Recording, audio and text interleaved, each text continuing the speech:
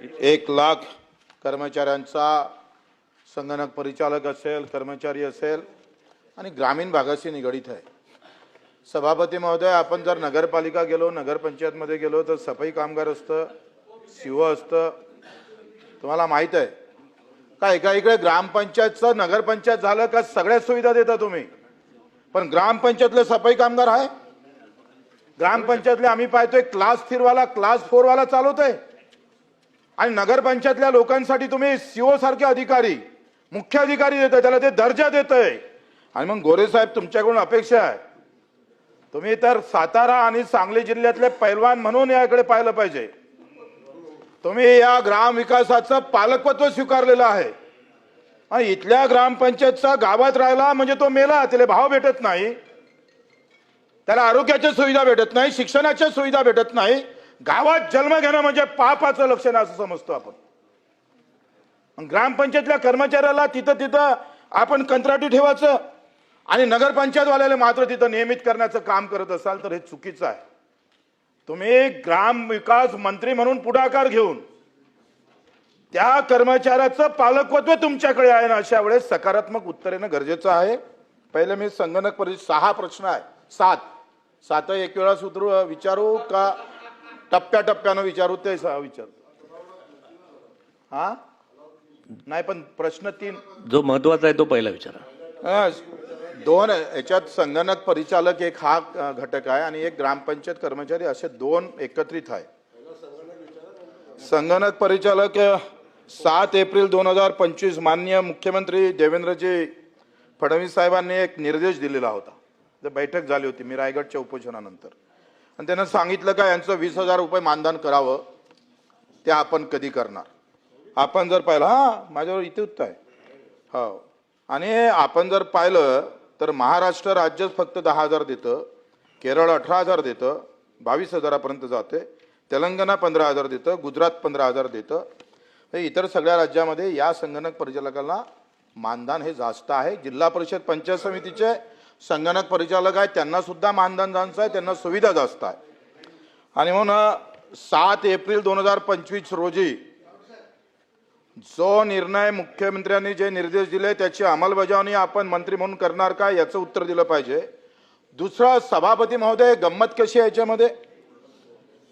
सभापती महोदय, आपण जर विचार केला तर यामध्ये एकंदरीत 321 कोटी वर्षाचा खर्च केला जातो, 321 कोटी, 237 कोटी हे संगणक परिचालकाच्या मानधनावर खर्च होतं आणि 82-84 कोटी हे कंपनी, खाजगी कंपनीच्या घशात घालतोय आपण। कायच्यासाठी घालतोय? तर सही पुरवा लागतं, कागद पुरवा लागतं, कागद आणि सही पुरवासाठी। म्हणजे या राज्यात तर देशात मला समजतच नाही, परीक्षा घ्यायला खाजगी कंपनी, कंत्राटी कामगार नियुक्ती करायच्या नंतर खाजगी कंपनी, सगळ्या खाजगी कंपनीचा सरकार सरकारी, मंत्री सरकारी आणि कर्मचारी खाजगी कंपनी। वा, आणि आता मंत्री खाजगी कराय। सभापती महोदय, 84 कोटी रुपये का देतोय आपण? इव्हन आम्ही मुख्यमंत्र्यांनी हे म्हटलं का हे बरोबर नाही आहे, यामध्ये बदल करा, आणि त्यांनी सांगितलं हे 82 कोटी रुपये वाचवा, काही गरज नाही, कुठेही प्रशिक्षण घेत नाही। मी हे मुच्छी काढून टाकन सभापती महोदय, या कंपनी जर एखादा रोल, एखादी शई, एखादा ट्रोनर काही पुरवलं असेल, प्रशिक्षण घेतलं असेल तर मुच्छी उखाड के घुमाऊंगा बच्ची कडू।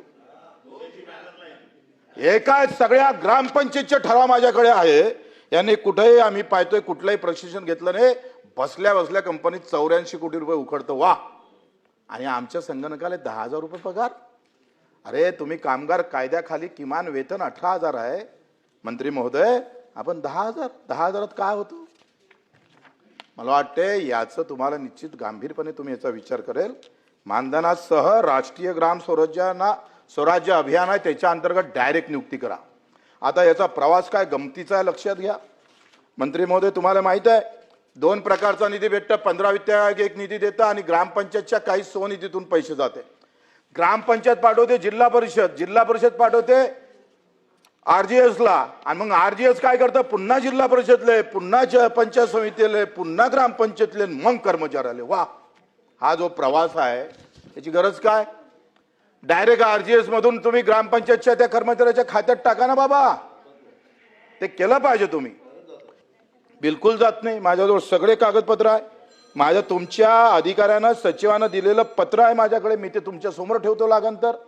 हे सगळी माहिती अशा प्रकारचं चुकीची जी पद्धत आहे सभापती महोदय, तुम्ही ग्रामीण भागातून येत आहे म्हणजे आपण पाहतो जसा पूजेले ब्राह्मणाचा हात लागला पाहिजे तसा हा जो हात लावण्याचा प्रकार आहे ना हा खऱ्या अर्थानं बंद करा.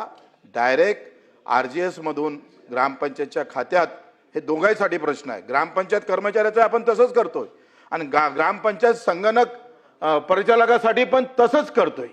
हे पद्धती बंद केली पाहिजे. डायरेक्ट त्याच्या याच्यात पैसा गेला पाहिजे. हे झालं संगणक परिचालकाचं.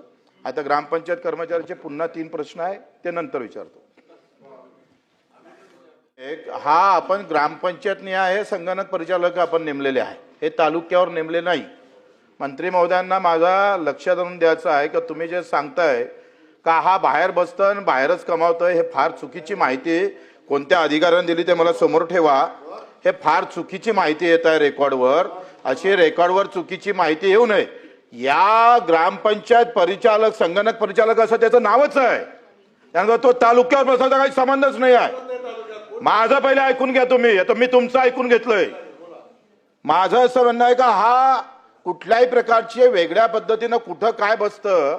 तुमचं असं म्हणणं आहे का एखाद्या हॉस्पिटलमध्ये सरकारी रुग्णालयात एखादा डॉक्टर आहे त्याचा खाजगी हॉस्पिटल आहे त्याच्यातून किती पैसे कमवतो हे सांगताय. एखादा आमदार आहे तो कमिशन किती खातं हे सांगायचं आहे का तुम्हाला? हे अशा पद्धतीनं टवाळणी करू नये. माझं काय म्हणणं आहे का त्याला भेटणारं मानधन 10,000 आहे ते वाढलं पाहिजे. तो कर्मचारी आहे का कामगार आहे ते सांगितलं पाहिजे. कोण आहे तो? कर्मचारी आहे का कामगार आहे? याचं उत्तर द्या तुम्ही. तुमच्या ग्रामपंचायतचा आणि खाजगी कंपनीला तुम्ही 84 कोटी देता कशाला? काय गरज आहे? कुठली आली ही कंपनी? आणि मग हेच पैसे त्या संगणक परिचालकाला द्या ना तुम्ही. त्याला का देत नाही? आणि मग मुख्यमंत्र्यांनी सांगितलं का केला याला ग्रामपंचायत सहाय्यक म्हणून नेमा आणि त्याला 20,000 वाढवून द्या. आणि हे ते आम्ही पाहतोय जिल्हा परिषद मग पंचायत समिती मग कंपनीतून मग ग्रामपंचायतचा तो सहाय्यक याच्यात पगार जातं. हा जो प्रवास आहे तो थांबवा. असे 2च उत्तर तुमच्याकडून आम्हाला अपेक्षित आहे.